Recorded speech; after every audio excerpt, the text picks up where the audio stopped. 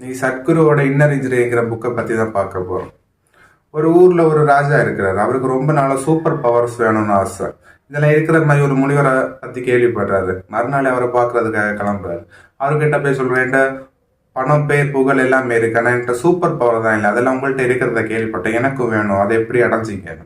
அந்த முனிவரும் சொல்கிறாரு, டெய்லி மெடிடேஷன் பண்ண உனக்கும் கிடைக்கும், அதுக்கெல்லாம் பண்ணுறதுலாம் எனக்கு டைம் இல்லை, ஏதாவது மந்திரம் ஏதாவது இருந்தால் சொல்லுங்கள், நான் ட்ரை பண்ணி பார்க்குறேன்.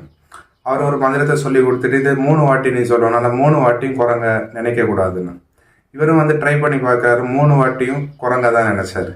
மறுநாள் திரும்பவும் போய் பார்க்குறாரு, வேற ஏதாவது ஈஸியாக இருந்தால் சொல்லுங்க, நான் 3 வாட்டி ட்ரை பண்ணி பார்த்தேன், ஆனால் 3 வாட்டி என்னால் குரங்க இருக்க முடியல, வேற ஏதாவது ஈஸியாக சொல்லுங்க.